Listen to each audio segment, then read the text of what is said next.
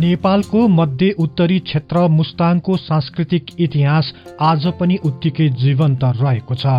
झण्डै 15औं शताब्दीताका स्थापना भएको मुस्ताङ राज्यले आफ्नो राजकीय परम्परालाई आजसम्म कायम राख्न सफल भएको छ।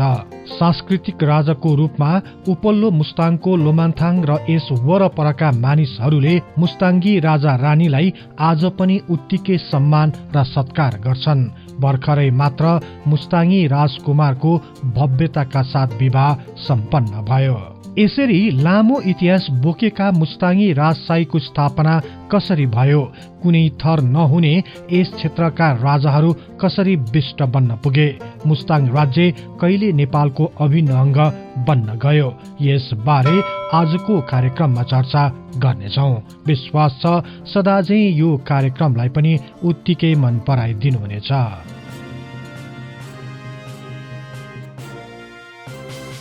आम नेपालीले मुस्ताङ भनेर चिनिने यस स्थानलाई तिब्बती भाषामा लो भनिने गरिन्छ। मुस्ताङको प्राचीन इतिहासको बारेमा त्यति स्पष्ट हुन नसके तापनि लोमान्थाङका राजाहरूको वंशावलीले मुस्ताङको विगतलाई केही स्पष्ट पारेको छ। मुस्ताङको गार्फु स्थित गुम्बामा फेला परेको अपुथाद्वारा रचित मोल्ला नामक हस्तलिखित तिब्बती भाषाको ग्रन्थले मुस्ताङको बारेमा केही तथ्यहरूलाई प्रकाश पारेको छ। सोही ग्रन्थ अनुसार तिब्बतका स्त्रोङचेन गम्पोका छोराले तिब्बतमा राज्य गरेको समयमा राजा ठिरोङ देवसेनका 2 नातिहरू मध्ये माहिलाले उत्तरमा गएर एक धनी केटीसँग विवाह गरे। तिनीहरूका 3 छोराहरू थिए। 3 छोराहरू मध्ये जेठा छोरा गुन्देगी बुम आफ्ना आमा बुबालाई छोडेर दक्षिणतिर लागे र लोमा आएर बस्न थाले।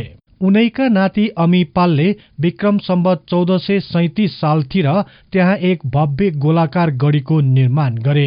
यही कारण केही इतिहासकारहरूले यही समयताका नै लो राज्यको स्थापना भएको थियो भनी अनुमान गरेका छन्। अमिपालका 3 जना छोराहरू थिए। आफ्नो बुढेसकालमा अमिपालले तिब्बतका एक ठूलो लामा ङर्चेन कुङ्गालाई लोमा निम्ताए। सुरुमा उनी आउन मानेनन्, तर पछि अमिपालका छोराहरू लिन गएपछि उनी आउन बाध्य भए। ठूला लामा ङोर्चेन कुङ्गाले लो प्रदेशमा कैयन गुम्बा र पुस्तकालयहरू निर्माण गराए। उनके अग्रसरतामा विभिन्न धर्म ग्रन्थहरू लेखिन थालियो। बिस्तारै लो प्रदेश एक ठूलो धार्मिक र विद्याको केन्द्र बन्दै गयो। यसको प्रख्याति चारैतिर फैलिन थालेपछि वरपरका अन्य राज्यहरूले यस क्षेत्रमाथि आँखा गाड्न थाले। तत्कालीन समयमा मुस्ताङको छिमेकी राज्य जुम्ला थियो। शक्तिशाली जुम्ला राज्यले यस वरपरका धेरै राज्यहरूलाई आफूमा समाहित गर्दै लगिरहेको बेला मुस्ताङमाथि पनि आक्रमण हुन सक्ने अनुमान गरिन थाल्यो। यही कारण अमिपालले मुस्ताङलाई बचाउन यस क्षेत्रको वरिपरि पर्खाल बनाएर लोमन्थाङ शहरको निर्माण गरे। यस लगत्तै अमिपालले 4 तलाको भव्य राजदरबार पनि बनाए। यसपछि नै उनले लोमान्थाङलाई केन्द्र बनाएर अन्य विभिन्न 7 प्रशासनिक इकाइको निर्माण गरे। धेरैजसो लेखक तथा इतिहासकारहरूका अनुसार यसरी मुस्ताङ राज्यको औपचारिक निर्माण भएपछि नै अमिपाल सो राज्यको प्रथम राजा बन्न गए। तर अमिपालको लोमन्थाङमा आएको घटनालाई अन्य केही ग्रन्थहरूमा फरक ढंगले प्रस्तुत गरिएको छ। ती ग्रन्थका अनुसार तत्कालीन समयमा अमिपाल एक भेडा गोठाला थिए। एक दिन उनका भेडा हराएपछि खोज्दै जाँदा मुस्ताङको लोमन्थाङनिर पुग्दा एक हरियो दुबोको चौरमा आफ्ना भेडाहरू चरिरहेको भेट्टाए। यसपछि नै उनले सोही स्थानलाई आफ्नो बसोबास क्षेत्र बनाए र पछि एक स्वतन्त्र राज्यको निर्माण गरे। यसरी अमिपालको आगमनको बारेमा जे जस्ता प्रसंगहरू उल्लेख गरिएको भए तापनि मुस्ताङ राज्यको स्थापना अमिपालले नै गरेका थिए भनी धेरैजसो इतिहासकारहरूको भनाइ रहेको छ। अमिपालको राज्यकालपछि मुस्ताङ बिस्तारै व्यापारिक मार्गको रूपमा स्थापित हुन गयो। विशेष गरी तिब्बत र भारतीय उपमहाद्वीपका राज्यहरूको व्यापारको मुख्य बाटो यही मुस्ताङ नै बन्न गयो। यसबाट मुस्ताङ राज्यले राम्रो व्यापारिक कर संकलन गर्न थाल्यो। आय स्रोत बिस्तारै बढ्दै गएपछि यसका छिमेकी राज्यहरू विशेष गरी जुम्ला र पर्वतले मुस्ताङमाथि आँखा गाड्न थाले। यस लगत्तै पर्वतले मुस्ताङमाथि हमला गरी यस राज्यका 5 गाउँहरू आफ्नो अधीनमा लिए। जुम्लाले पनि मुस्ताङका केही भूभागहरू आफ्नो राज्यमा गाभे। विक्रम सम्वत 1728 सालमा कागबेडीमा दरबारै बनाए। यसपछि पनि जुम्लाको आक्रमण रोकिएन। अन्ततः विक्रम सम्वत 1797 सालको लडाईँमा मुस्ताङले नराम्रो हार बेहोर्नु पर्यो। यस लगत्तै मुस्ताङका राजा अन्जिया दोर्जेले बाध्य भएर जुम्लाको आधिपत्य स्वीकार गर्यो। यसै बीचमा गोर्खाका राजा पृथ्वीनारायण शाहले नेपाल एकीकरणको अभियानलाई तीव्र रूपमा अघि बढाइरहेका थिए। विक्रम सम्वत 1831 सालमा राजा पृथ्वीनारायण शाहको मृत्यु भएपछि प्रताप सिंह शाह राजा भए। उनको पनि विक्रम सम्वत 1834 सालमा निधन भयो। उनी पछि रणबहादुर शाह राजा भए। तर उनी नाबालक भएकाले महारानी राजेन्द्र लक्ष्मीले नायबी भई शासन चलाउन थालिन्। उनको पनि विक्रम सम्वत 1842 सालमा मृत्यु भयो। सो समय ताका पनि राजा रणबहादुर शाह नाबालक नै रहेकाले उनका काका बहादुर शाहले नायबको रूपमा शासन सत्ता चलाउन थाले। बहादुर शाहकै पालामा अर्थात् विक्रम सम्वत 1846 साल असोज 3 गते जुम्लासँगै साना भुरे टाकुरा राज्य पनि नेपालमा गाभिए। तर मुस्ताङले नेपालको एकीकरणलाई सहयोग गरेको कारण नेपालले सो राज्यलाई थमौती गरी एक आश्रित राज्यको रूपमा स्थापित गर्यो। विक्रम सम्वत 1847 साल जेठ महिनामा राजा रणबहादुर शाहले सोही विषयलाई लिएर मुस्ताङका राजा वाङ्गेल दोर्जेलाई एक ताम्र पत्र पठाएका थिए। विक्रम सम्वत 1854 सालमा वाङ्गेल दोर्जेको निधन भएपछि उनका जेठा छोरा क्रान्ति निङपो राजा बने। उनले विक्रम सम्वत 1872 सालमा स्वेच्छाले राजाको पद त्याग गरे र उनका एकमात्र छोरा झाम्पा टाल्डुस राजा बने। विक्रम सम्वत 1894 सालमा उनको देहान्त भएपछि कुङ्गा नोर्बु राजा बने। उनकै समयमा नेपालमा जङ्गबहादुरको उदय भएको थियो। प्रधानमन्त्री तथा श्री 3 महाराज बनेका जङ्गबहादुरले मुस्ताङका राजाको केही अधिकार खोसिदिए। राजा कुङ्गा नोर्बुपछि विक्रम सम्वत 1914 सालमा जाम्याङ वाङदी राजा बने। विक्रम सम्वत 1920 सालमा जाम्याङ वाङदीको मृत्युपछि उनका माइला भाइ नोडु पलवर राजा बने। विक्रम सम्वत 1950 सालमा उनको निधन भयो। उनी पछि स्वर्गीय राजा कुङ्गा नोर्बुका कान्छा छोरापट्टिका नाति जाम्याङ पलवर राजा भए। विक्रम सम्वत 1992 सालमा उनको मृत्यु भएपछि उनको माइला छोरा आङ्गुन तेन्जिङ त्रान्दुल राजा बने।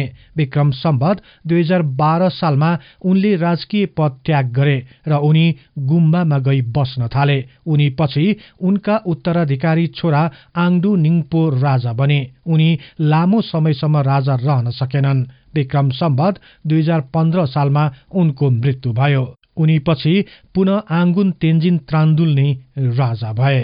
राजा आङ्गुन तेन्जिङ त्रान्दुललाई राजा महेन्द्रद्वारा राजसभाका सदस्य बनाइयो र उनलाई नेपाली सेनाको अनरेरी कर्णेल पदले सम्मान गरियो। विक्रम सम्वत 2021 सालमा उनको पनि मृत्यु भयो। उनी पछि उनका कान्छा छोरा जिग्मे दोर्जे त्रान्दुल राजा बने। वास्तवमा 24औं मुस्ताङ्गी राजा आङ्गुन तेन्जिङका उत्तराधिकारी जेठा छोराको अल्पायुमा नै मृत्यु भएको र उनी तर्फबाट 2 जना ससाना छोरीहरू मात्र थिए। त्यस्तै आङ्गुन तेन्जिङका माइला छोरा चराङ गुम्बाका लामा भइसकेकाले कान्छा छोरा जिग्मे दोर्जु त्रान्दुल 25औं मुस्ताङ्गी राजा बन्न सफल भए। विक्रम सम्वत 2022 सालमा राजा महेन्द्रद्वारा जिग्मे दोर्जे त्रान्दुललाई राजकीय सम्मानको साथ नेपाली सेनाको कर्णेल पद दिनुको साथै राजसभाको सदस्यमा मनोनित गरे। उनलाई चाबहिलमा 4 रोपनी जग्गा पनि प्रदान गरियो। यिनै राजा जिग्मे दोर्जे त्रान्दुल पछि जिग्मे दोर्जे परवल विष्ट बने। 25औं मुस्ताङी राजा जिग्मे दोर्जे त्रान्दुल कसरी जिग्मे दोर्जे परवल बिष्ट बने, यस सम्बन्धी लेखकहरूको एकै मत रहेको पाइँदैन।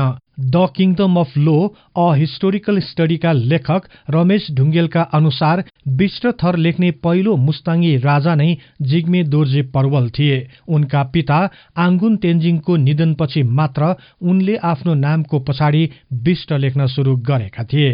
वास्तवमा तिब्बती संस्कृतिमा थर लेख्ने चलन थिएन। राजा महेन्द्रको शासनकाल ताका तत्कालीन प्रशासनका कर्मचारीहरू उपल्लो मुस्ताङ पुगी त्यहाँका राजासँग पूरा नाम थर सोध्ने गर्थे।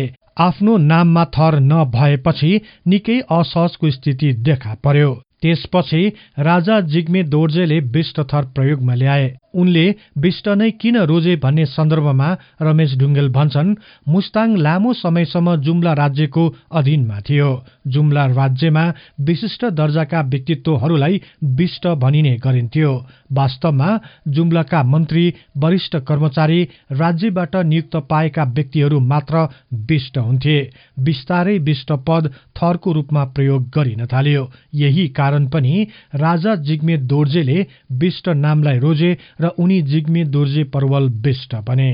तर अन्य केही लेखकहरूका अनुसार विक्रम सम्वत 2028 सालमा राजा महेन्द्रको शासनकाल ताका प्रधानमन्त्री कृतिनिधि बिष्टको समयमा उपल्लो मुस्ताङमा रहेका मानिसहरूलाई विभिन्न थरहरू दिइन थालियो। यसै क्रममा राजा जिग्मे दोर्जे परवललाई बिष्ट थर दिइएको थियो।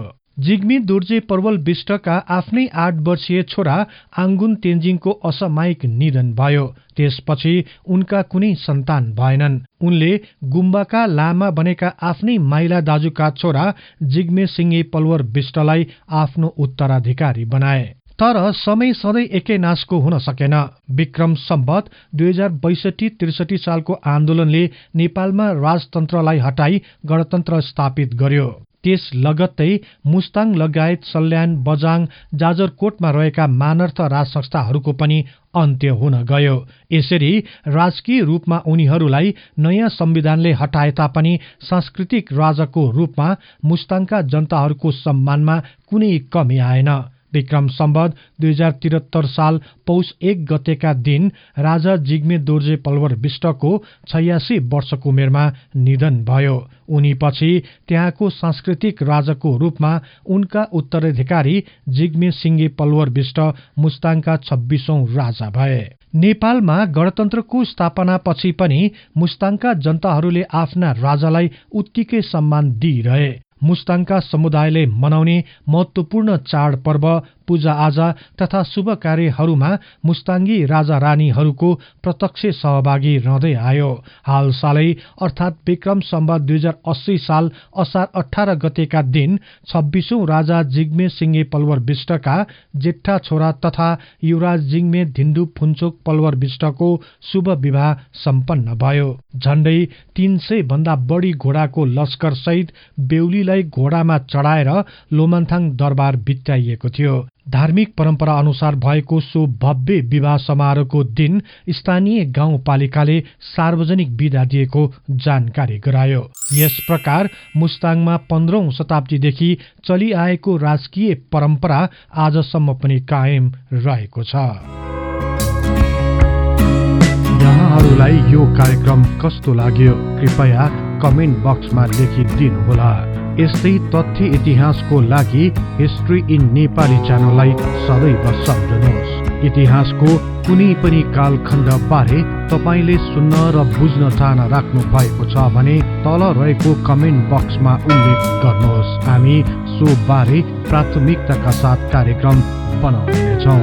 जाँदा जाँदै यस च्यानललाई लाइक, शेयर र सब्स्क्राइब गर्दै बेल आइकनमा क्लिक गरी हाम्रो यो तथ्य इतिहासको ज्ञान प्रसार गर्ने लक्ष्यलाई नियमित साथ दिन अनुरोध गर्दछौँ। अन्तमा अर्को नयाँ र रोचक कार्यक्रम लिएर आउने बाचा गर्दै अहिलेलाई म बिदा हुन चाहन्छु। हवस् त, नमस्कार।